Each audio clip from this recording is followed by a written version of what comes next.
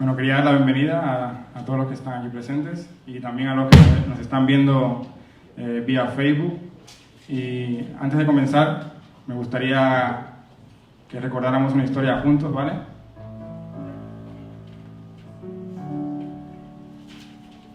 Durante esta semana, cuando estaba preparando la alabanza, ¿vale? Dios me habló sobre esta historia y saqué como 3 puntos para compartirles, ¿vale? Está en Hechos 16, empieza desde el 23, dice: después de haberles azotado mucho, los echaron en la cárcel, mandando al carcelero que los guardase con seguridad, el cual, recibido este mandato, los metió en el calabozo de más adentro y les aseguró los pies en el cepo. Pero a medianoche, orando Pablo y Silas, cantaban himnos a Dios, y los presos los oían. Entonces sobrevino de repente un gran terremoto, de tal manera que los cimientos de la cárcel se sacudían, y al instante se abrieron todas las puertas, y las cadenas de todos se soltaron. Despertando el carcelero y viendo abiertas las puertas de la cárcel, sacó la espada y se iba a matar, pensando que los presos habían huido. Mas Pablo clamó a gran voz, diciendo: no te hagas ningún mal, pues todos estamos aquí. Él entonces, pidiendo luz, se precipitó adentro y temblando se postró a los pies de Pablo y Silas, y sacándolos les dijo: señores, ¿qué debo hacer para ser salvo? Ellos dijeron: cree en el Señor Jesucristo y serás salvo tú y tu casa. Y le hablaron la palabra del Señor a él y a todos los que estaban en su casa. Y él, tomándolos en aquella misma hora de la noche, les lavó las heridas, y enseguida se bautizó él con todos los suyos. Y llevándolos a su casa, le puso la mesa, y se regocijó con toda su casa de haber creído a Dios. Cuando leía esta historia, me puse por un momento en la piel de Pablo y Silas, estos 2 hombres que habían sido llevados a la cárcel injustamente, solamente porque habían liberado a una chica de un espíritu de adivinación, ¿vale? El cual le beneficiaba económicamente y le beneficiaba a su señor. Era una esclava. Y ellos la liberan de este espíritu. Y por esa sencilla razón lo llevaron a la cárcel, lo azotaron. Imaginaros por un momento que os azotan, que os llevan a la cárcel, que os ponen un cepo. Y claro, tú te piensas, ¿cómo en esa circunstancia ellos dos nos dejan una enseñanza, ¿no? ¿Qué hicieron? En vez de lamentarse, en vez de bajar la cabeza, cantaron himnos. Empezaron a cantar himnos a Dios. Empezaron a alabar. Empezaron a glorificar el nombre de Dios. Y no les importó la circunstancia. No les importó que estaban en una cárcel. No les importó que le habían quitado la libertad. No les importó nada. Y yo saco 3 puntos de esta enseñanza. En las peores circunstancias, cuando damos nuestra mejor alabanza y nuestra mejor adoración a Dios, ocurren los mayores milagros de Dios. En los momentos donde damos nuestra mayor alabanza, nuestra mejor adoración a Dios, ocurren los mayores milagros de Dios. Aquello que estás pasando, a lo mejor, no te preocupes, da tu mejor alabanza, da tu mejor adoración, y ya luego vendrá la parte de Dios. Y hay 3 puntos que destaqué. La alabanza cambia tu circunstancia, cambia la percepción del problema, cambia todo tu entorno. Pablo y Silas llegaron a la cárcel y les cambió el chip. Se olvidaron de que estaban en la cárcel, se les olvidó que estaban entre las rejas. Empezaron a alabar a Dios. La alabanza cambia tu entorno. ¿Por qué cambia tu entorno? Porque no solo esta alabanza benefició a ellos y fueron libres, toda la cárcel fue libre, y más aún el carcelero que se quebrantó y llegó a Dios, porque vio tal poder que dijo: esto es increíble, yo quiero esto. Por último, principalmente, la alabanza y tu mejor adoración principalmente te cambia a ti. Tú eres el mayor beneficiado, porque si no alabas a Dios, Dios sigue siendo Dios, pero cuando tú alabas a Dios, todo cambia. Cuando estás en un problema, despiertas, como cuando te estás ahogando y sales y respiras y vuelves a reiniciar. Un momento con Dios y se te reinicia la vida. Un momento con Dios y vuelves a luchar. Un momento con Dios y otra vez tienes ánimo. La alabanza solamente, el mayor beneficiado es uno. Entonces yo quería animaros a que os olvidéis por un momento que estáis al lado de alguien, que estáis siendo observado. Meteros aquí y da tu mejor alabanza, da tu mejor adoración, porque eso es principalmente tu ganancia. Porque si no adoras a Dios, si no alabas a Dios, pierdes tu principal esencia como hijo y como creación de Él. Gracias, Padre, por este día, Señor. Gracias por tu presencia, Señor. Te pido, Padre, que estés aquí. Llena este lugar, Señor, con tu amor. Llena este lugar, Padre, con tu Espíritu Santo, Señor. Te entregamos, Señor, todas nuestras cargas, todos nuestros problemas, Señor. Solo te necesitamos a ti, Señor, porque tú lo llenas todo, Señor. Gracias, Padre, por esta semana, cómo nos has cuidado, Señor. Queremos olvidarnos, Señor, de que estamos, Señor, quizás en una cárcel como Pablo y Silas, Señor. Queremos olvidarnos, Señor, de este problema. Queremos olvidarnos de esa carga con la que hemos venido, Señor. Queremos darte nuestro mayor himno, nuestra mejor adoración, Señor. Y que tú, Señor, nos santifiques, Señor. Que tú nos llenes con tu Espíritu Santo, Señor. Porque cuando estás tú con nosotros, Señor, volvemos a nacer, Señor. Volvemos a respirar. Tenemos ánimo, Señor. Gracias, Padre, Señor, por todas las personas que están aquí, Señor. Yo te pido, Señor, que tú estés aquí con tu Espíritu Santo, Padre.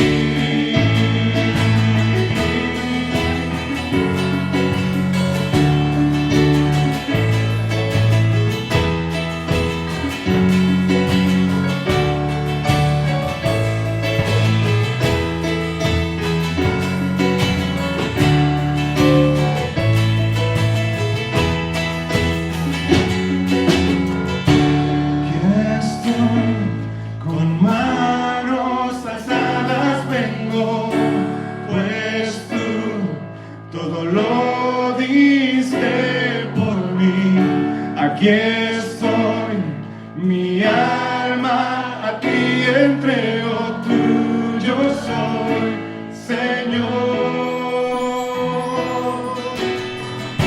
Aquí estoy, con manos atadas tengo, pues tú todo lo diste por mí.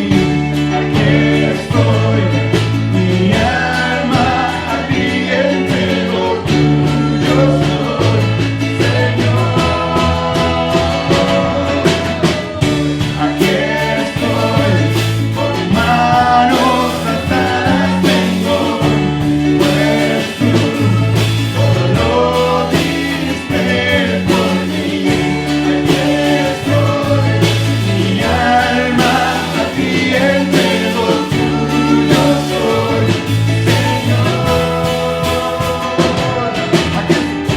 Aquí estoy, con manos atadas tengo, pues tú todo lo diste por mí. Aquí estoy, mi alma a ti entrego, tuyo soy, Señor. Tuyo soy, Señor. Tuyo soy, Señor. ¿Qué puedo hacer? ¿Qué puedo decir? Te ofrezco mi corazón completamente a ti.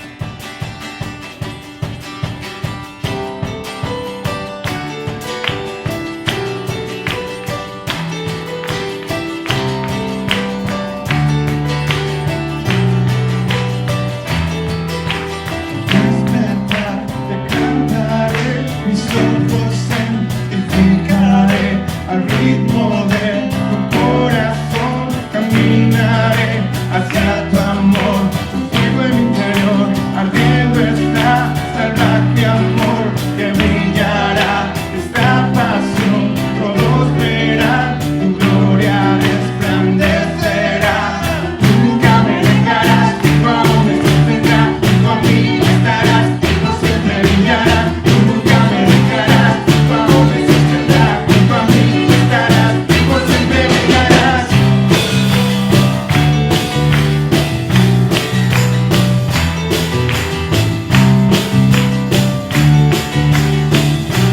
Tu fuego en mi interior, tu fuego en mi interior, ardiendo está salvaje amor que brillará, esta pasión todos verán, tu gloria resplandecerá, nunca me dejarás, tu amor me sostendrá, junto a mí estarás, por siempre brillarás, nunca me dejarás, tu amor me sostendrá, junto a mí estarás, por siempre brillarás.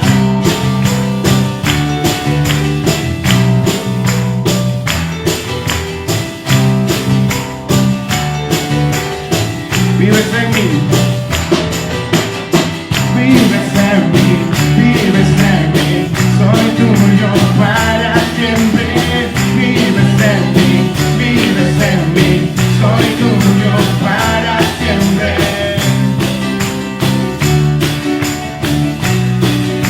Para siempre, por siempre.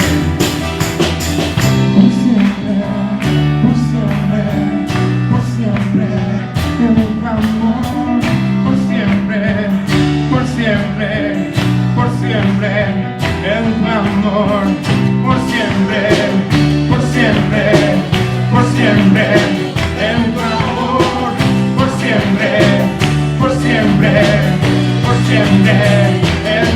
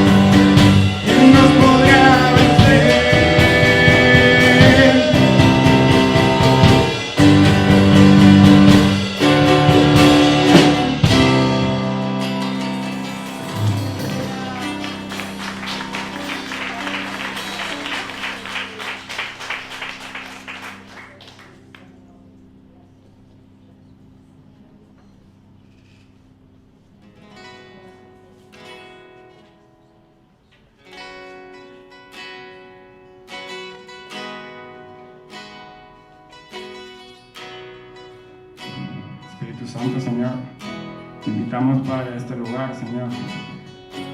Estás aquí, Señor. Queremos, Señor, llenarnos de tu Espíritu, Señor, en esta mañana, Padre. Queremos salir, Señor, renovados por tu presencia, Señor. Animados, Señor, por tu carácter, por tu amor hacia nosotros, Padre.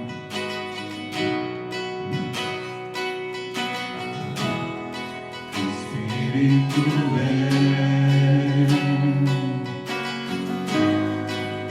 quebrántame. Espíritu, ven y lléname. Espíritu, ven,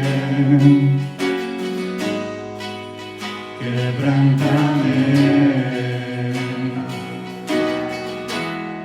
Espíritu, y lléname. Mi Padre, Mi Padre, todo el cielo cantará, te adoro. Ven, inunda este lugar, puedes oírlo. Es el sonido celestial que está inundando este lugar. Mi Padre, todo el cielo cantará, te adoro. Ven, inunda este lugar, puedes oírlo. Es el sonido celestial que está inundando este lugar. Espíritu, ven, quebrántame. Espíritu, ven y lléname. Espíritu, ven, quebrántame. Espíritu, ven y lléname.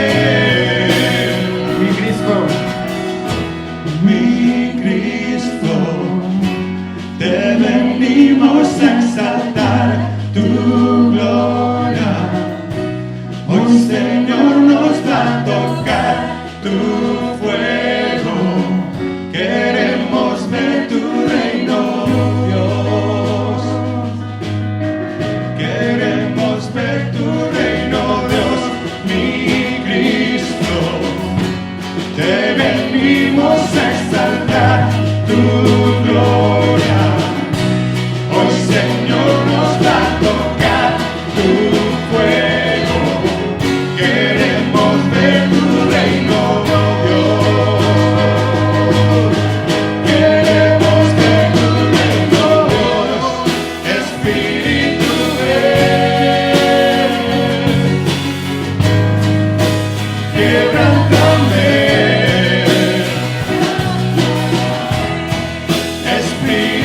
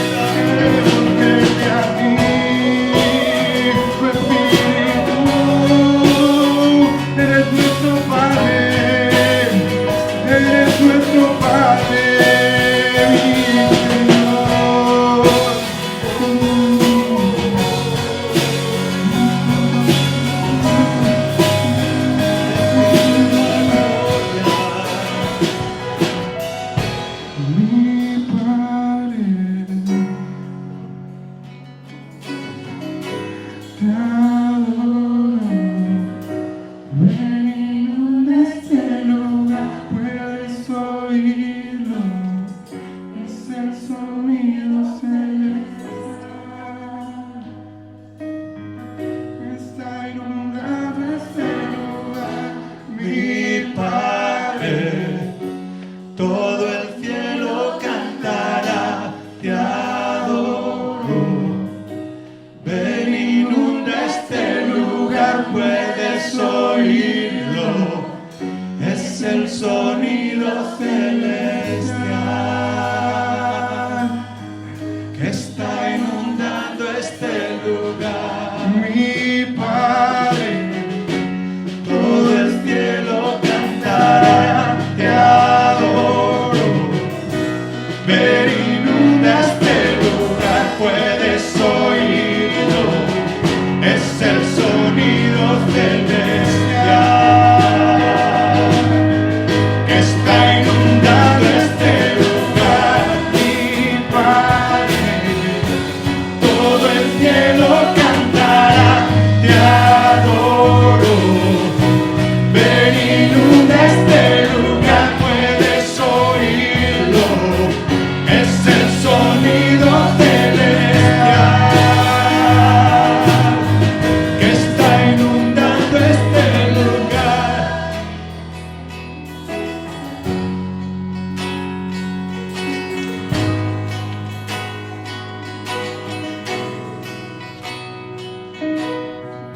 Esta mañana comencé con una historia del Nuevo Testamento.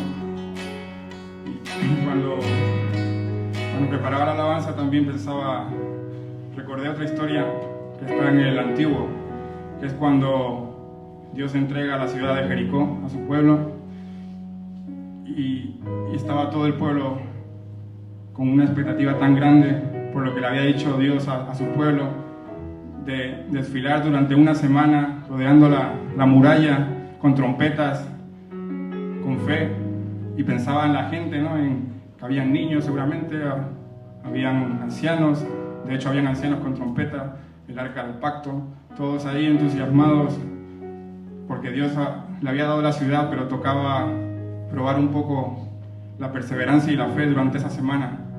Me imagino el primer día dando la vuelta, pensando, uy, parecemos locos aquí dando vueltas, y la gente pensando, pero mañana otra vez, venga, el segundo día. Luego el tercer día me imagino a uno diciendo, tío, pero ¿y si no va a pasar nada? ¿Qué hacemos dando vueltas aquí otra vez? Y me imagino a otro diciendo, tranquilo, vamos a seguir dando vueltas, que la muralla se va a caer. Y me imagino así esa semana tan dura por creer algo que iba a pasar, por creer que esa muralla se iba a caer, ¿no? A veces tienen que pasar cosas duras antes de que pase ese milagro, esa muralla que se caiga. Y sentía como Dios me decía, a veces va a ser duro y es complicado, pero tarde o temprano la muralla cae. Pero necesito que aprendas, necesito que rodees la muralla, que te esfuerces, que salgas día tras día.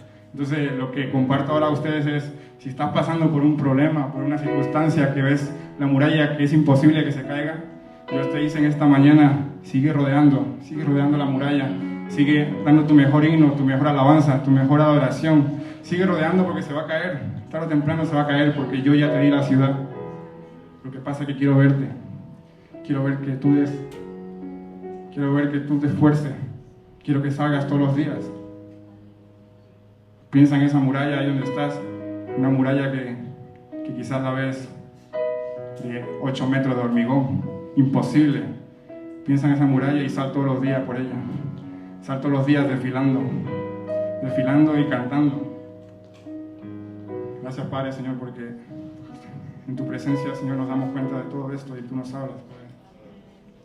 Entrego, Señor, cada persona, Señor, que está aquí con una necesidad, con algo, Señor, que ya no puede más con ella. Yo te pido, Padre, para que tú des aliento de vida, desánimo, para que tú pongas en el corazón gozo, Señor. Aquellas personas, Señor, que están a punto de tirar la toalla, aquellas personas, Señor, que ven como esa muralla imposible, Señor, que ven esa cárcel en la que estaban Pablo y Silas como que nunca se va a abrir. Yo te pido, Señor, que tú pongas en el corazón, Señor, que que lo único que nos llena en estos momentos es alabarte y adorarte. Gracias, Padre, Señor, porque tú estás siempre en estas circunstancias, Señor, y es donde más aprendemos, Señor. Porque aprendemos en el desierto, Señor, no en la tierra prometida, Padre.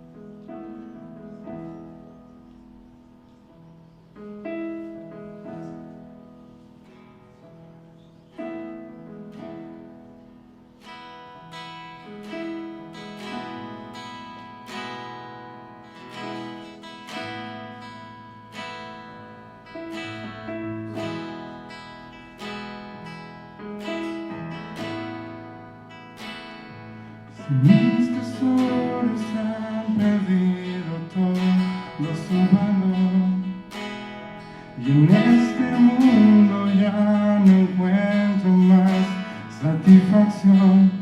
Es porque he probado y he podido ver a Cristo Jesús. Si todo es nada, si todo es nada comparado a lo que hay en ti, lo que estimaba ya no es importante para mí. Es porque he probado y he podido ver a Cristo Jesús. Te deseo y te deseo más que a la vida. Te deseo más cada día. Te deseo más todavía, Jesús. Si mis tesoros han perdido todo su valor, en este mundo ya no encuentro más satisfacción. Es porque he probado y he podido ver a Cristo Jesús. Si todo es nada, si todo es nada comparado a lo que hay en ti, lo que estimaba ya no es importante para mí. Es porque he probado y he podido ver a Cristo Jesús, a Cristo Jesús. Y te deseo más que a la vida. Te deseo más cada día. Te deseo más todavía, Jesús. Y te deseo más que a la vida. Te deseo más cada día. Te deseo más todavía, Jesús.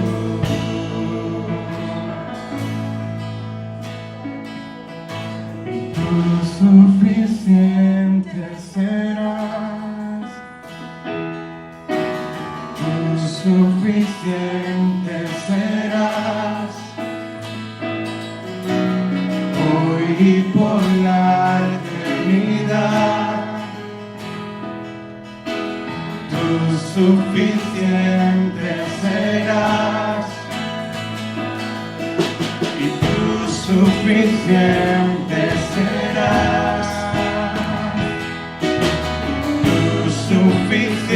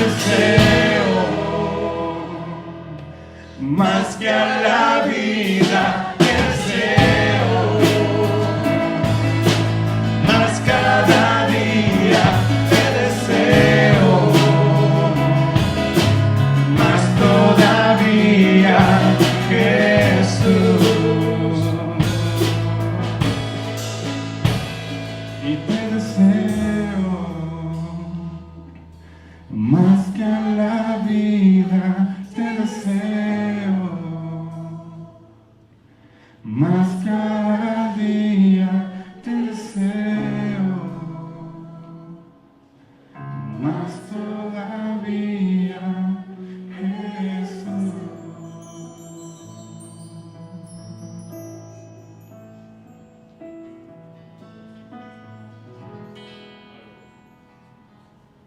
Gracias, Padre, por este tiempo, Señor. Gracias por tu presencia. Gracias porque estás aquí, Señor. Porque complaces con nosotros, Señor. Gracias porque hemos podido sentirte, Señor. Nos has podido hablar. Queremos entregarte, Señor, lo que viene a continuación, Padre. Que tú nos hables con tu palabra, que tú nos dirijas, Señor.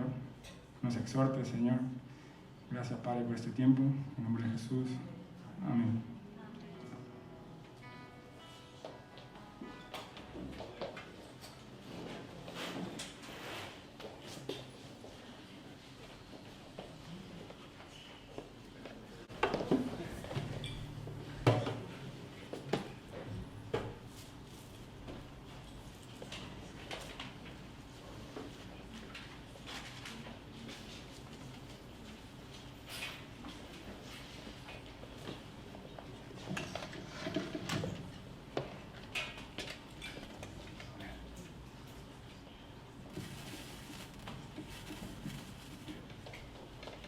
Buenos días. Espero que se me oiga bien. Veo un poco de retumbe, quizá. No sé qué tal suenará en la grabación. Bueno, confío en vosotros. Espero que todos estáis muy bien, así que me alegro de ver vuestras caras con mascarilla, pero aún con mascarilla logro discernir el rostro de cada uno, así que más o menos veo quién es. Quizá los de más lejos me cuesta más, pero bueno, más o menos voy discerniendo. Evidentemente los que no puedo ver son los que nos están visitando o que nos están viendo en Facebook o en YouTube, pero bueno, también tienen una buena bienvenida. Estábamos cantando, me ha encantado la canción que hemos cantado ahora, muchas gracias al grupo de alabanza, Te deseo más que a la vida. Qué bonito canto, ¿verdad? De amor a Dios, de amor al Señor. Y también hemos cantado acerca del reino, venga tu reino, ¿no? Y es algo parecido de lo que voy a hablar en esta mañana. Nosotros somos parte del reino de Dios. Todos los que hemos recibido a Cristo Jesús en nuestros corazones, todos aquellos que hemos recibido salvación, hemos sido sacados del lodo, hemos sido sacados de la perdición, de un camino que nos llevaba al infierno. Y Dios nos ha puesto en un sitio especial, en un lugar especial, en un pueblo especial, cuyo fin es maravilloso y glorioso. Ciertamente tenemos que pasar cosas en este mundo, nos quedan todavía aflicciones, pero nuestro futuro es glorioso, amén. Nuestro futuro es glorioso, tenemos esperanza. Y somos puestos en medio de un reino para edificar. Y nosotros tenemos que hacer nuestra parte, pero lo bueno es que Dios se va a ocupar de la suya. ¿De acuerdo? Vamos a ir al libro de Romanos capítulo 14 y vamos a leer el pasaje completo rápidamente. Me voy a pasar mi predicación en esto, ¿no? Romanos capítulo 14, versículo 1, hasta ahora, para ponernos en contexto, bueno, el libro de Romanos es un libro maravilloso de teología. Dios le da a Pablo un mensaje especial para que la iglesia perdure y les quiere dar un tratado de teología sistemática. El libro de Romanos realmente es uno de los mejores, el mejor libro de teología sistemática que tenemos en la Biblia. Y en los capítulos del 1 al 11, Pablo está estableciendo doctrina, cómo es la salvación, cómo es la justificación, etcétera, etcétera, etcétera, la redención. Todos estos términos aparecen en el libro de Romanos. Y Pablo se esfuerza en explicarlos muy profundamente para que nosotros podamos entender. Así que si quieres conocer doctrina, estudia el libro de Romanos. Hasta el capítulo 11, él habla de la doctrina de la fe. Y a partir del capítulo 11, del 12 en adelante, habla de la práctica de la fe, de cómo tenemos que practicar. Así que se vuelve un libro, digamos, de un libro teórico, vamos a llamarlo así, se cambia del capítulo 12 a un libro práctico. Y esto es lo bueno, ¿no? Que lo que creemos se puede practicar. Lo que podemos tiene sentido. Y dice el capítulo 14, versículo 1, recibid al débil en la fe, pero no para contender sobre opiniones. Porque uno cree que se ha de comer de todo, otro que es débil come legumbres. El que come no menosprecie al que no come, y el que no come no juzgue al que come, porque Dios le ha recibido. ¿Tú quién eres que juzgas al criado ajeno? Para su propio Señor está en pie o cae, pero estará firme porque poderoso es el Señor para hacerle estar firme. Uno hace diferencia entre día y día, otro juzga iguales todos los días. Cada uno esté plenamente convencido en su propia mente. El que hace caso del día, lo hace para el Señor, y el que no hace caso del día, para el Señor no lo hace. El que come, para el Señor come porque da gracias a Dios, y el que no come, para el Señor no come y da gracias a Dios. Porque ninguno de nosotros vive para sí y ninguno muere para sí.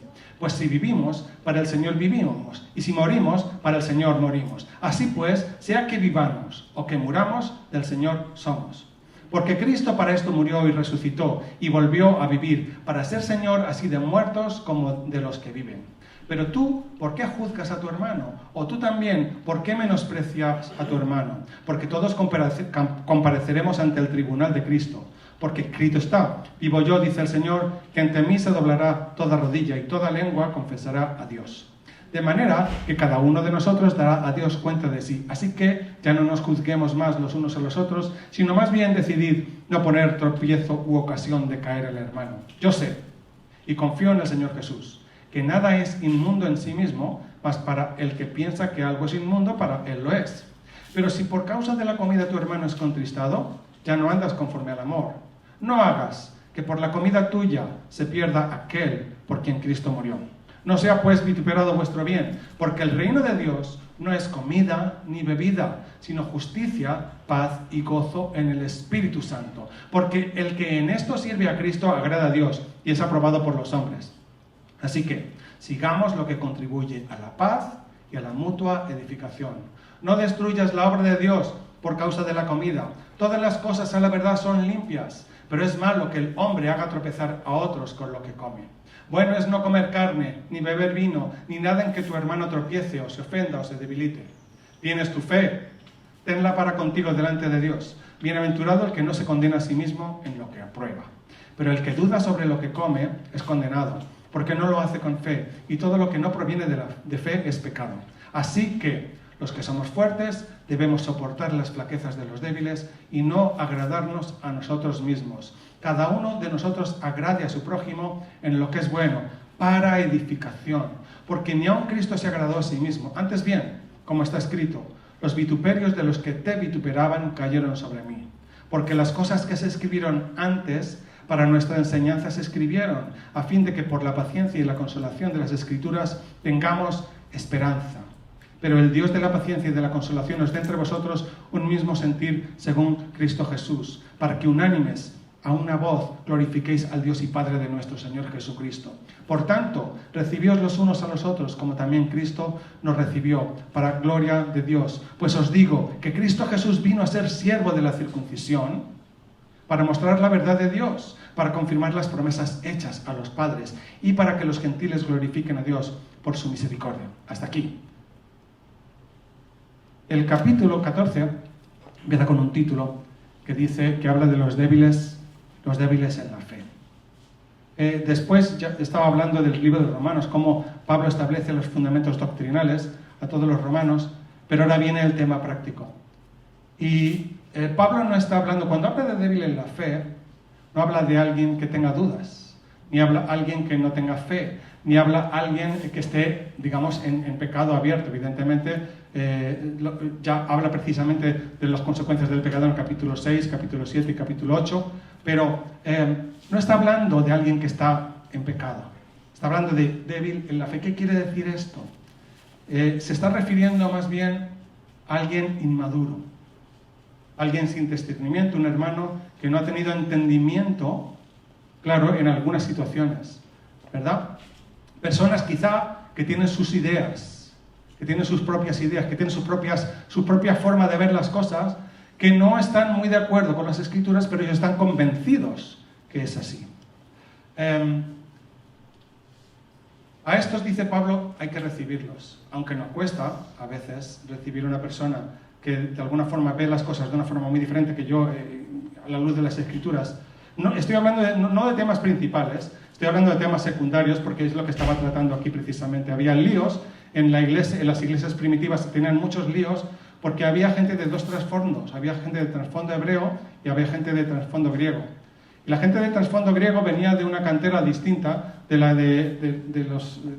trasfondo hebreo. De manera que los hebreos ponían mucho énfasis y mucho hincapié en hacer ciertas cosas. Las cosas hay que hacerlas así, y así, y así, y así. Pablo tenía muy claro en su experiencia que Cristo le había libertado de los rudimentos de la ley. Y la ley de Cristo es por encima de la ley que está escrita. No tengo tiempo de explicar esto, ¿no? Pero lo que él está diciendo en este caso es que a los que son débiles en la fe, aquellos que, digamos, dudan o tienen clara en su mente las cosas, hay que recibirlo, pero nos exhorta a evitar caer en discusiones, porque tuvieron muchos líos en la iglesia primitiva a causa de, aquí se menciona la comida y se menciona el día, porque los judíos no podían comer esto, no podían comer lo otro, no podían comer, ya sabéis, que todos los rudimentos que tienen los judíos. Sin embargo, los que venían de trasfondo griego, ellos comían de todo. Y Pablo dice, se puede comer de todo, ¿verdad? Pero estos hacían mucho énfasis en esto. Y luego también tenían problemas con el día, porque los judíos decían que el sábado había que guardarlo, había que guardar todos los ritos, etcétera, etcétera, etcétera. Algún día predicaré acerca del sabbat, qué significa, o qué entiendo yo a la luz de las Escrituras qué significa. Ahora no tengo tiempo. Pero Pablo les dice, mira, no es importante el día en sí, sino cómo agradamos a Dios en cada cosa que hacemos, ¿no? Entonces, unos, en este caso, se enfocaban en los aspectos ritualistas de la religión judía. Y como se enfocaban en esto, pues frenaban el poder de la iglesia porque querían volver a traer un judaísmo dentro de la iglesia cristiana. Y no habían entendido que Cristo está por encima de todo eso, que Cristo es el cumplimiento de la ley. Y estamos por encima, no incumpliendo la ley, sino cumpliéndola de otra forma, por la ley del Espíritu de Dios, como dice en el capítulo romano. Y esto que parece antiguo, sigue ocurriendo en nuestros días. ¿Cuántas veces, cuántas discusiones inútiles podemos tener por puntos de vista diferentes unos y otros, por temas sin importancia? Y han dividido hermanos, y han dividido iglesias, y a veces por causas y por cuestiones ridículas. En Hechos capítulo 18 hay un encuentro curioso, ¿no? Porque Pablo se encuentra con un hombre que predicaba el Evangelio con una unción tremenda, era Apolos. Y era un hombre con un don de palabra impresionante y con un don de convicción impresionante, pero no predicaba a Cristo, predicaba a Juan el Bautista. Entonces Pablo le toma parte y le dice, Apolos, ven aquí, déjame que te explique. Y Apolos, que tenía un espíritu humilde, que tenía un espíritu recto, recibió a Cristo y empezó después de nuevo a predicar a Jesucristo. ¿De acuerdo? Qué buena actitud tenía Apolos. En cualquier caso, Romanos 14 y 17 centra el discurso que quiero enfatizar en este día. Dice, porque el reino de Dios no es comida ni bebida. ¿Qué es el reino de Dios? Justicia, paz y gozo en el Espíritu Santo. En resumen, Pablo nos está llamando a vivir conforme al reino al que pertenecemos. ¿A qué reino pertenecemos? Al reino de Dios. Pues ¿cómo tenemos que vivir? Conforme al reino de Dios. ¿Pero qué es el reino de Dios? Alguno se preguntará, alguno lo sabe, pero alguno se preguntará, ¿qué es el reino de Dios? Bueno, el reino de Dios, o como lo llama también mucho el libro de Mateo, el reino de los cielos, es el dominio, la soberanía, la autoridad de Dios sobre todas las cosas. Ese es el reino de Dios, donde Dios gobierna. Es la esfera en que Dios reina, donde su voluntad es respetada y cumplida. Y tiene un reino opuesto, que es el reino de las tinieblas, que le hace la oposición, que le hace guerra y cuyo líder es el príncipe de este mundo, el diablo. Un reino tiene varias cosas que tenemos que tener en cuenta. Número uno, lo que tiene un reino es un rey. Un reino tiene un rey, porque por eso es un reino, si no sería una república. Pero la Biblia habla del reino de Dios. ¿Y quién es el Rey de gloria? Jehová de los ejércitos, dice el Salmo 24. Abrid, oh puertas, vuestras cabezas, alzad, oh puertas, vuestras cabezas, y alzad vosotras puertas eternas, y entrará el Rey de gloria. ¿Quién es este Rey de gloria? Jehová es el Rey de gloria. Dios es el Rey. Dios es el Rey del reino. Dios es el Rey de los cielos. Esto no hay duda. Él es el Rey de las naciones, el soberano del mundo entero. Jesucristo, Rey de reyes y Señor de señores. De manera que un reino tiene un rey, un reino tiene un gobierno. ¿Y cuál es el gobierno, el tipo de gobierno del reino de Dios? ¿Es una democracia? No, es una teocracia. Sí es cierto que nosotros en las asambleas, porque somos congregacionalistas, nos reunimos y votamos para cada uno de los asuntos, pero eso no quiere decir que Dios no gobierna, porque la idea es que nosotros tenemos que buscar la voluntad de Dios, someternos a ella en oración, someternos a ella y votar conforme a lo que Dios nos está mostrando. Esa tiene que ser la manera, no que yo voy a votar por lo que a mí me interesa. Puede ser que a veces, cuando tengo que votar en la asamblea, a mí me interesa una cosa, pero Dios me muestra, no, yo quiero que votes lo otro. Tengo que ser obediente. Así es como funciona el gobierno de Dios. Él es soberano. Así que es una teocracia y no una democracia. Y Dios da autoridad, porque Cristo tiene toda autoridad y nos ha dado toda autoridad a nosotros. Y su autoridad se basa en el poder espiritual. Y estas señales os seguirán. Esas son las señales que le siguen a todos aquellos ciudadanos del reino que han recibido la autoridad de su Señor y viven bajo autoridad. Si yo me someto a su autoridad, voy a tener su autoridad. Si no me someto a su autoridad, no voy a tener su autoridad, porque tiene que fluir la autoridad. Un reino tiene una ley. Un reino tiene una ley. En el antiguo pacto había multitud de mandamientos que se resumen en 10, sabemos, pero que en el Nuevo Testamento ya Jesús resume en uno principal y otro secundario. Amarás a Dios sobre todas las cosas y amarás a tu prójimo como a ti mismo. En estos dos se cumple la ley. Pero claro, evidentemente la ley de Dios ya no se basa en ritualismos, porque algunos pretenden vivir la religión, haz esto, haz lo otro. Pablo le habla a los Gálatas, no te sometas a estas cosas, no funcionan. No funcionan. Dios nos ha dado su Espíritu Santo. Su Espíritu Santo. Y cuando es tan sencillo, el Evangelio es complicado, pero realmente es muy sencillo. Cuando amas a alguien, no tratas de agradarle. Cuando amas a alguien, no tratas de cumplir su voluntad, no tratas de obrar. Si tú sabes que algo va a molestar a alguien, no lo vas a hacer. Por eso es la ley del amor. Sin amor no puede funcionar. Por tanto, el ingrediente número uno más importante en el reino de Dios es el amor. La verdadera ley es el amor. Es hacer justicia, misericordia, ocuparse de los pobres, de las viudas, de los huérfanos, etcétera, etcétera, etcétera. Eso es lo que dice básicamente desde los profetas, incluso antes del Nuevo Testamento. Así que un reino tiene un rey, tiene un gobierno, tiene una ley, tiene una tierra, ¿verdad? Un dominio, un lugar donde se establece este reino. ¿Y cuál es el dominio del reino de Dios? Bueno, en el Antiguo Testamento ellos tenían una tierra prometida, que era Israel, que la perdieron en multitud de ocasiones por causa de que desobedecían a Dios y Dios se la quitaba. Pero aún así Dios la va a devolver en su día. Ahora bien, este mundo aún no se ha manifestado el reino de Dios por completo, pero el reino de Dios ya está aquí. El reino de Dios se manifestó aquí, porque Jesucristo venció el reino de las tinieblas en la cruz. Y algún día, cuando Cristo venga, todas las naciones formarán el reino de Dios. Todo el mundo formará el reino de Dios. Y todo el universo es de Dios. Fijaos, ese es el dominio de nuestro Dios. Y finalmente un reino tiene un pueblo. ¿Y quién es ese pueblo? ¿Quién es ese pueblo? Los redimidos. Aquellos que sus vidas han sido emblanquecidas por la sangre del Señor, ¿verdad? Estos que han recibido a Jesucristo como su Señor y Salvador. Estos son los del pueblo de Dios. En el pueblo de Dios está el Israel del Antiguo Testamento también. Y también estará el Israel que venga Jesús en los últimos días. Porque Dios aún tiene un plan con Israel, no lo ha desechado por completo, ¿no? Y todos aquellos que han recibido a Jesús. Porque, como dice la palabra en Abraham, serán benditas todas las familias de la tierra. De manera que es un plan de salvación para toda la humanidad. Entonces, todos aquellos que reciban a Jesús, esos son los hijos de Dios. No engendrados de carne ni sangre, sino de Dios. ¿Y cómo evoluciona este concepto del reino en la Biblia?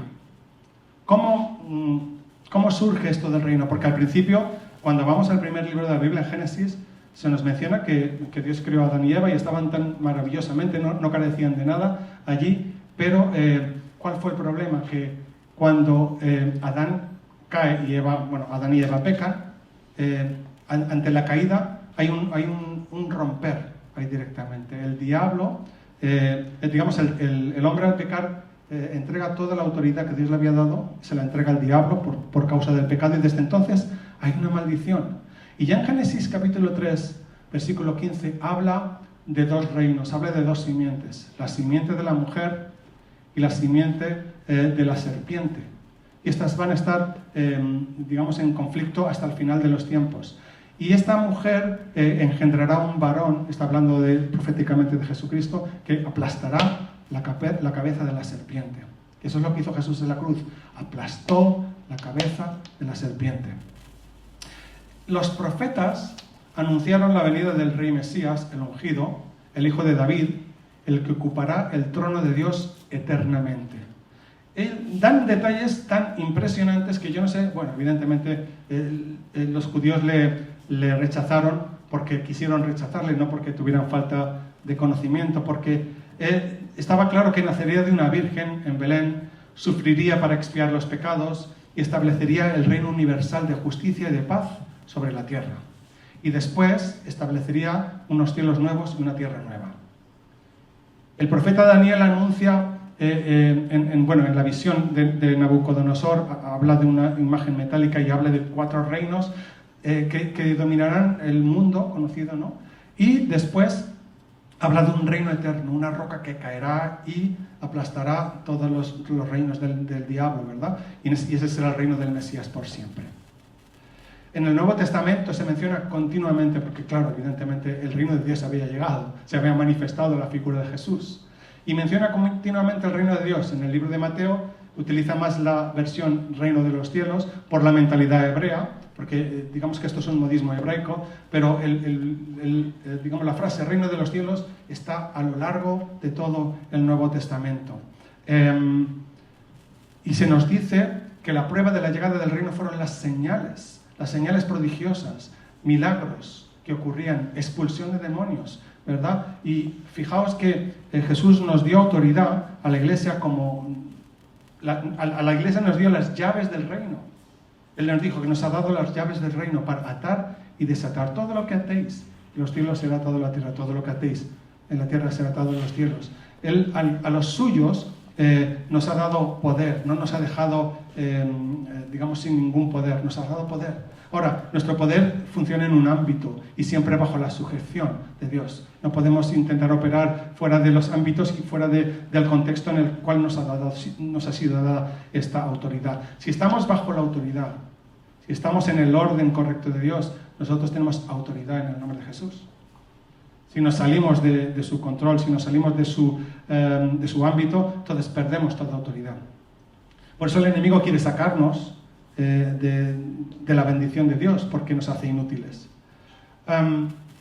Más cosas del reino de Dios, terminando, ¿no? Acerca del reino de Dios. El Nuevo Testamento habla del reino milenial en el libro de Apocalipsis, como cuando Cristo venza tendrá un reino de 1000 años, y al final Cristo entregará, bueno, al final habrá una rebelión, Cristo volverá a vencer, destruirá la tierra, creará cielos nuevos y tierra nueva, y entregará el reino al Padre, y Dios será todo en todos. Eso es lo que dice la Biblia. No voy a entrar en discusiones cómo son los detalles, porque Dios sabe, yo no sé. Los principios del reino Jesús nos enseña mediante parábolas y bienaventuranzas. Las bienaventuranzas nos dice cuál es el carácter de los hijos del reino. Las parábolas nos hablan de detalles, nos dan pinceladas que nos ayudan a entender algo, porque es un concepto muy complicado para muchos, ¿no? Dicen que es como una pequeña semilla. El reino es una semilla.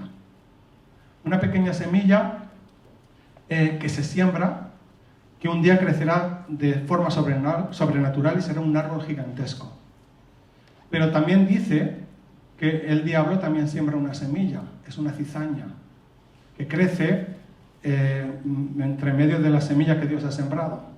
Y lo que Dios dice es que Dios toma un tiempo, no corta digamos el trigo, ¿verdad? Sino que el día del juicio Él vendrá y cortará y separará la cizaña del trigo y quemará la cizaña. Es la parábola que habla de la semilla. También nos dice que esta semilla es sembrada. Y cuando cae en mala tierra, pues se pierde. Pero cuando cae en un corazón, en una tierra buena, en un corazón que está preparado, en un corazón dispuesto, germina y da fruto, y fruto, fruto, fruto, ¿verdad? El poder de la semilla de Dios es impresionante cuando cae en una buena tierra. Y yo le digo, Señor, por favor, que yo sea esa tierra, que yo sea esa tierra. Así que el reino de Dios es como una semilla que ya está plantada. Aún no ha llegado a ser el árbol que va a ser en el futuro, pero ya está aquí. Y Dios nos ha llamado a cada uno de nosotros a seguir sembrando esta semilla. Nosotros somos sembradores.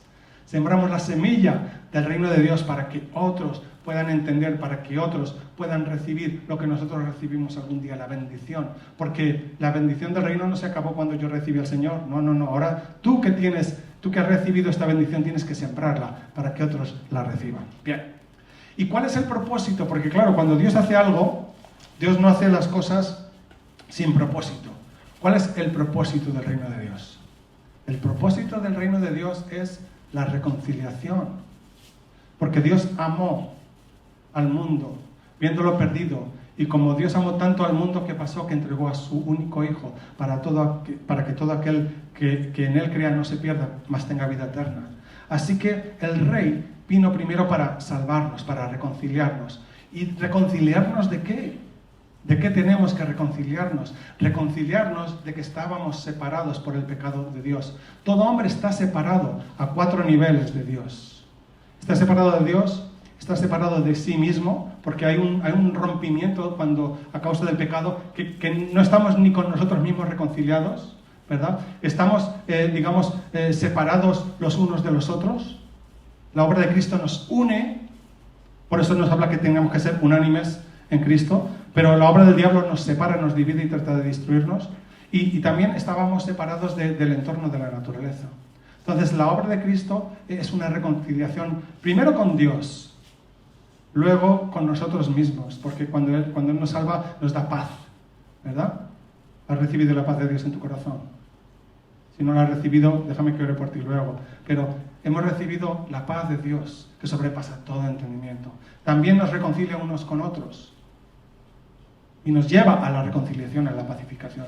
Y por último, nos reconcilia con nuestro entorno, con la tierra. De manera que hay un propósito. Pero qué maravilloso, hay una promesa para los que están en el reino de Dios. Hay una promesa gloriosa para los ciudadanos del reino. Y fijaos, Él nos promete, por supuesto, salvación, bendición, un reino futuro, nos va a hacer ¡wow! Tendría que estar hablando y no pararía de todas las cosas que nos han sido prometidas, porque el Señor ha ido y va a preparar morada para nosotros allí en los cielos. Pero no solo para allí en los cielos, Él se ha comprometido a que si somos fieles, que no nos afanemos en nada. ¿Cuánto afán hay y cuánto temor hay en estos días por lo que estamos viviendo? Nos ha tocado vivir esta época. Pero hubo épocas incluso peores que esta. No sabemos lo que nos toca vivir. Pero una promesa Dios nos ha dado. No te afanes porque yo te voy a proveer. Dios te dará lo que necesites. Cada día Él te va a dar lo que tú necesites. ¿Confías en Dios? Dios tiene cuidado de ti. Dios tiene cuidado de ti. Así que puedes estar tranquilo. Si estás en la voluntad de Dios, claro, también Él te muestra, si te has salido de la voluntad de Dios, vuelve. Porque a veces no es que Dios no te quiere bendecir, es que simplemente me he salido de su bendición. Y Dios te está mostrando que vuelvas al camino, que vuelvas al redil, porque Él quiere bendecirte. ¿Ven? Y la bendición de Dios no es como la de este mundo. A veces nosotros pensamos que me va a dar un coche, me va a dar no sé, cada uno tiene sus sueños de prosperidad. La prosperidad de Dios es la mejor de todas, porque abarca lo interno, porque abarca la paz interior. Y luego Él te va a dar lo que tú necesites. Porque el premio gordo, como dicen aquí en la lotería, estará en la eternidad. Ahora tenemos lo que necesitamos, pero después tendremos todo lo que Él nos da.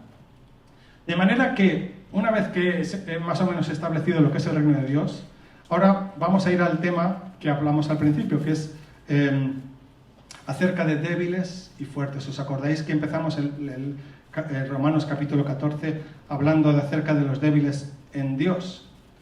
Y hablábamos que los débiles en Dios son aquellos que son de alguna forma inmaduros en la fe. ¿De qué manera son inmaduros? Pues imaginaos, por ejemplo, hay un pasaje muy oscuro que algunos lo interpreten en el libro de Corintios, que dice que la mujer se salvará engendrando hijos. No digo que es un capítulo oscuro, porque está claro lo que es, pero me refiero en el sentido de que muchos no lo entienden. ¿Qué significa que la mujer se salvará engendrando hijos?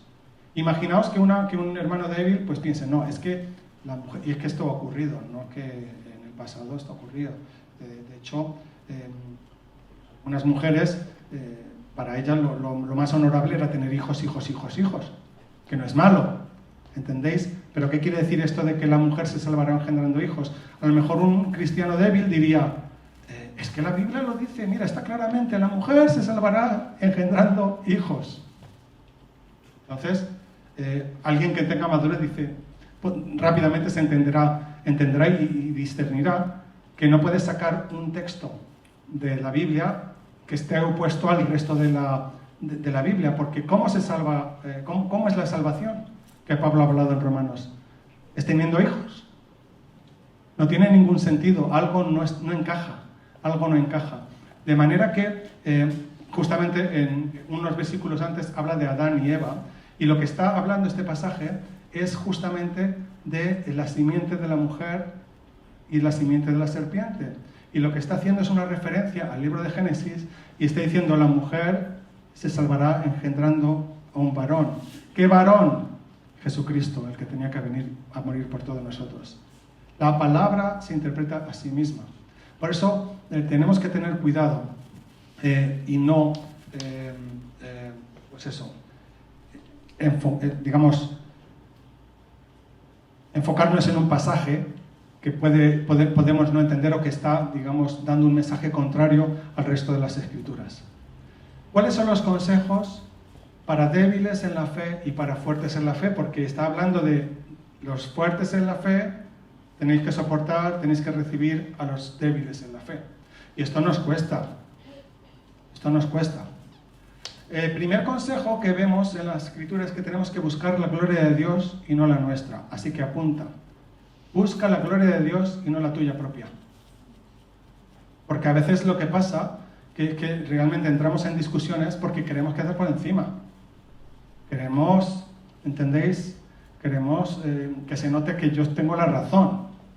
Entonces, lo que está diciendo Pablo, que busques la gloria de Dios y no la tuya, dice, cada uno esté plenamente convencido en su propia mente, versículo 5. Es decir, cuando hay un hermano o una hermanita que ve un pasaje, no estoy hablando de pecado, estamos hablando de otro tipo de cosas, que no lo tiene claro y está plenamente convencido de que es así, pues tú gentilmente le puedes dar tu opinión, pero en el momento que entre la discusión, corta.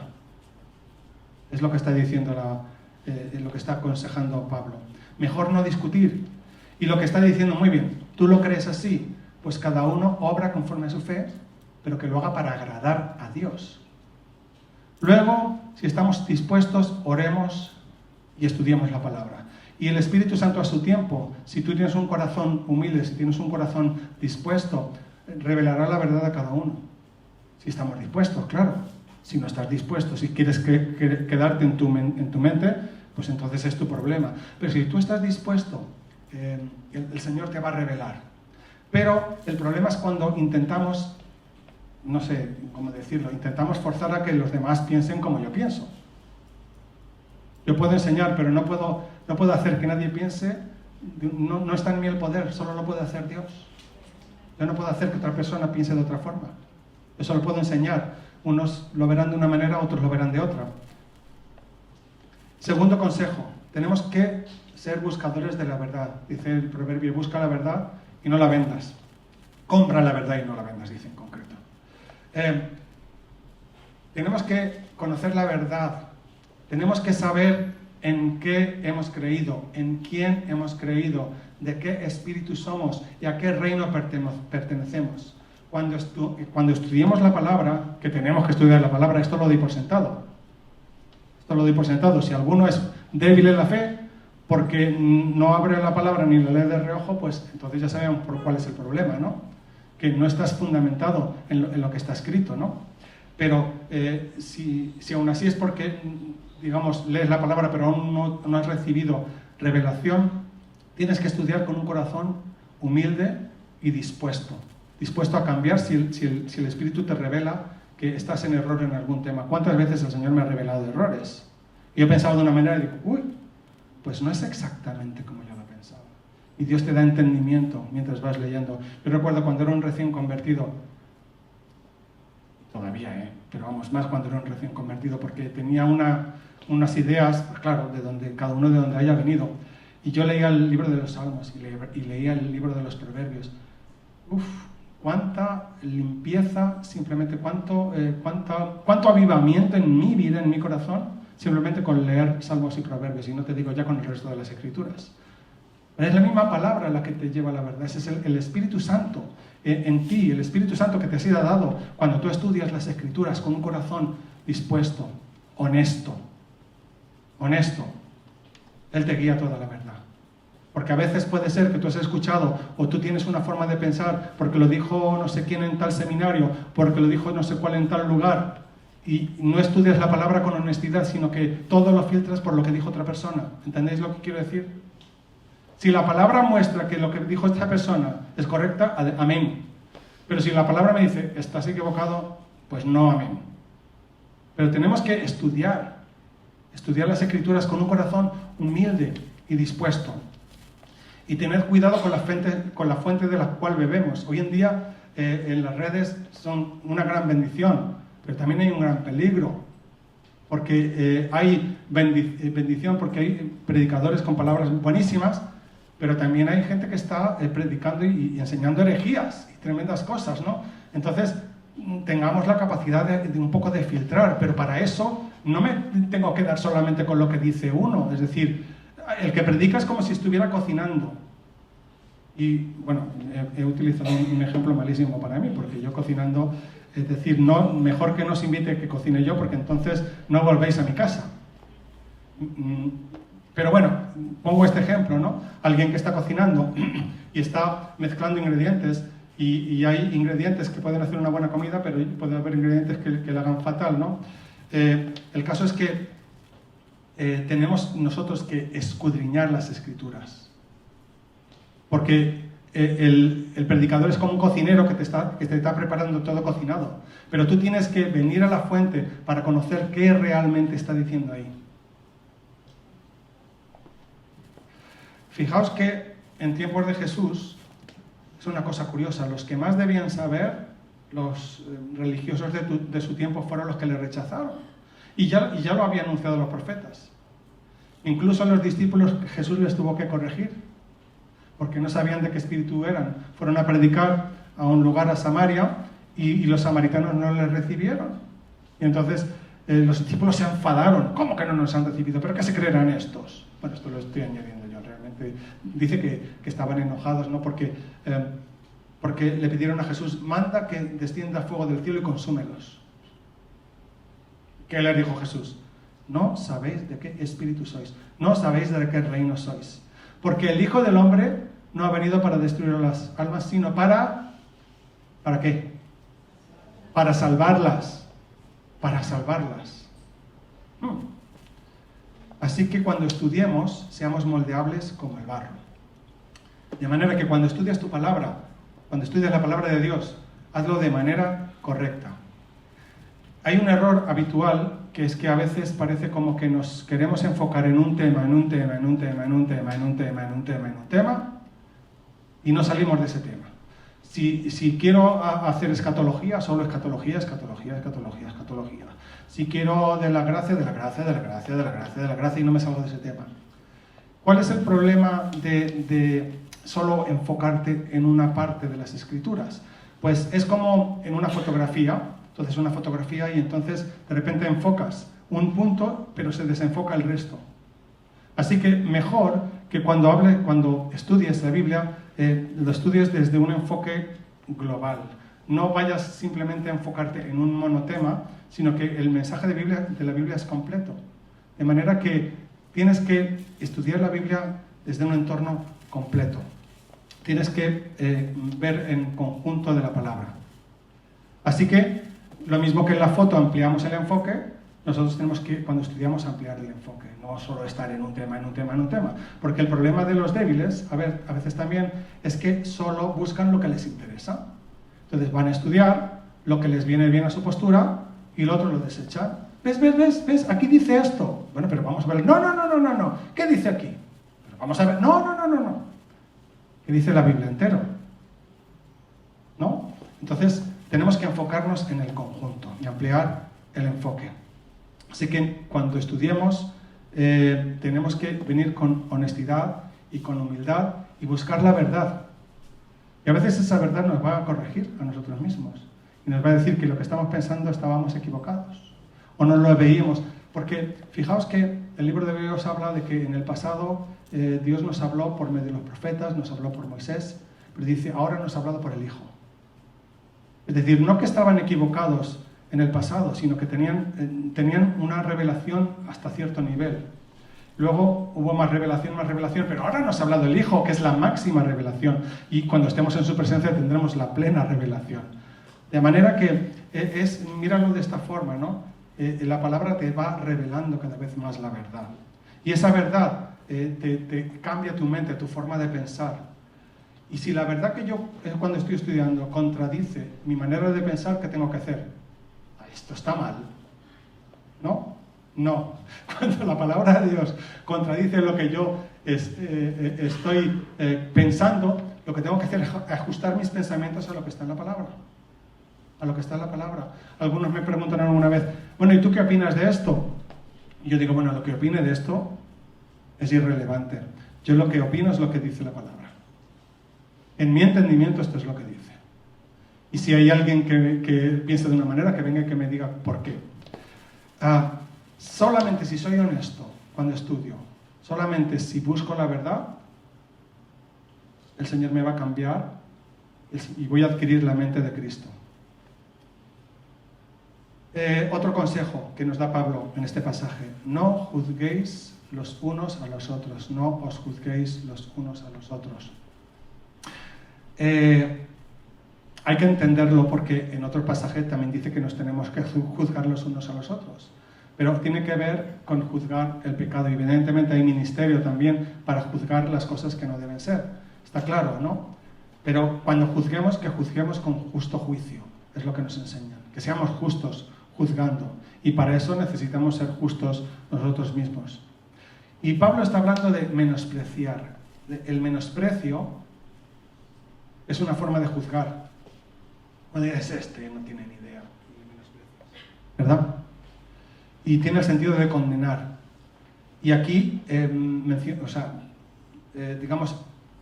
vincula juzgar con poner tropiezo o ocasión de caer. Así que, por eso dice que todo lo hagamos para la gloria de Dios. Otra regla muy importante es andar conforme al amor. Versículo 15 dice que el que contrista al hermano no anda conforme al amor. Fijaos que antes hablaba de la ley del reino. El amor es el primer y mayor mandamiento del reino. Con amor todo vale, sin amor no vale nada para nada. Ese es el ingrediente que une, que aglutina los ladrillos del edificio, es el amor. Sin amor el edificio se desmorona. Así que andemos conforme el amor, porque por amor somos capaces de renunciar incluso a las libertades. En el versículo 21 nos menciona que no siempre lo bueno es hacer las cosas en las que tenemos libertad. A veces por amor tengo que renunciar a mi libertad para que mi hermano no tenga tropiezo. De manera que ¿qué importa la comida? ¿O qué importa el día?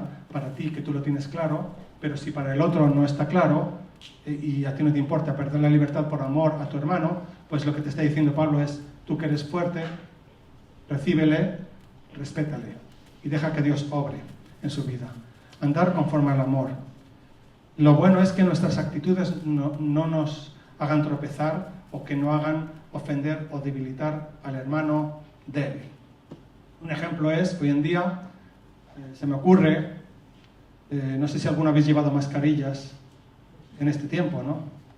Me imagino que todos, es un mal chiste, por supuesto. ¿Por qué llevamos mascarillas? Algunos dicen, es que no hay que tener miedo, pero si no es por miedo, por el que lleva mascarillas. Yo llevo mascarillas por amor al resto, y por eso, ahora no la llevo porque está la pantalla, y si no sonaría muy raro, pero para los que estáis en Facebook, todo el mundo aquí está con la mascarilla, aguantando, y aquí, ¿cómo se dice?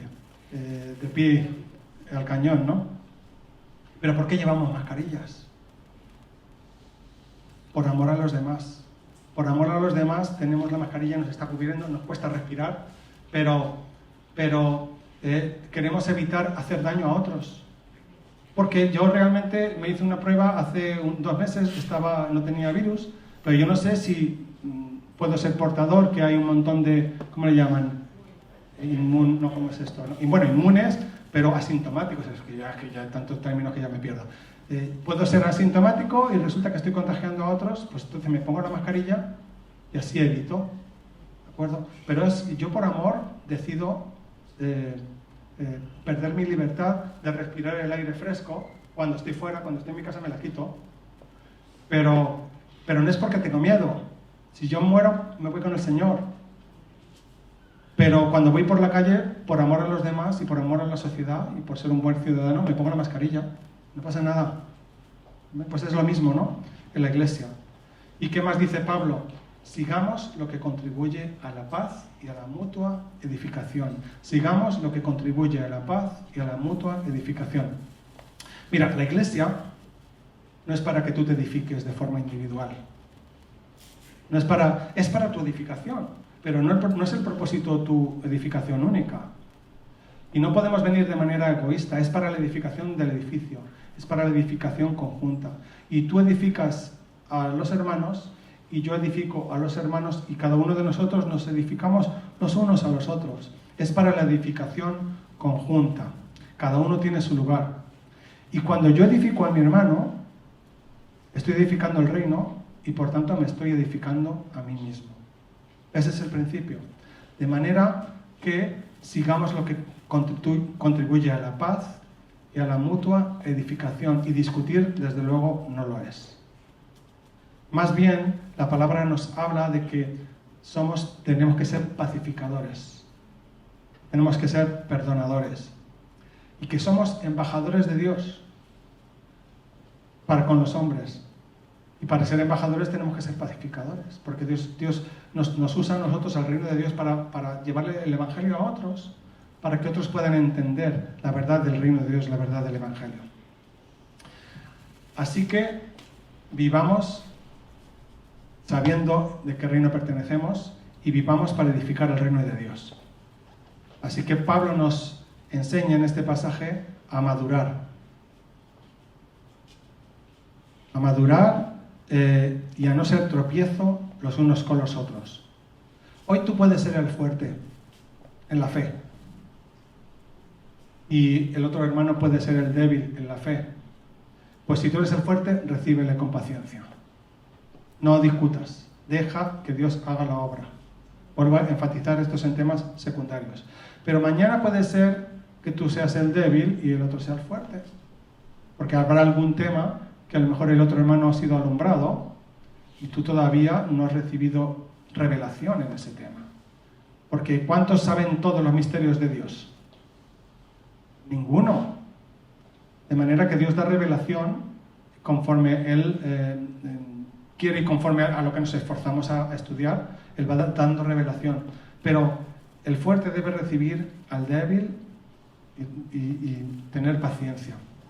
Si se te pide razón de por qué piensas así, con amor y con respeto se la das, pero en un momento que haya una discusión, cortas. No permitas la difamación, no permitas, como vemos, porque es vergonzoso, hermanos, yo de verdad, cuando veo hermanos diciendo las cosas que dicen en las redes, me avergüenzo. ¿Cómo es posible?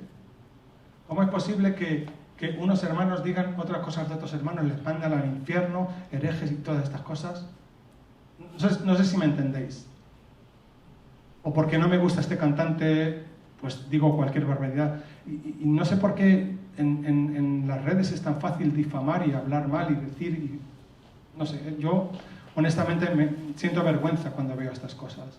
No podemos entrar porque estas son las obras de las tinieblas. Esto no es el reino de Dios, es el reino de las tinieblas. Y así no estamos alumbrando, al revés. Estamos permitiendo que el diablo entre en el tema. Y la palabra, terminando, voy a leer 1 Corintios capítulo 2, versículo 14-16. Y dice: pero el hombre natural no percibe las cosas que son del Espíritu de Dios, porque para él son locura, y no las puede entender, porque se han de discernir espiritualmente.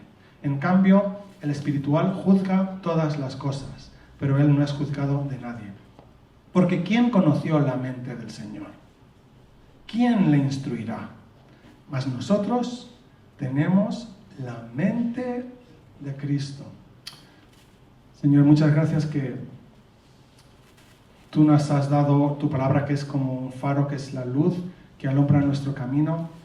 Y realmente queremos humildemente someternos al señorío de tu palabra en este momento. Señor, queremos pedirte que tú nos hagas madurar, que seamos maduros. Señor, queremos ser sembradores de la buena semilla del reino que da fruto en abundancia.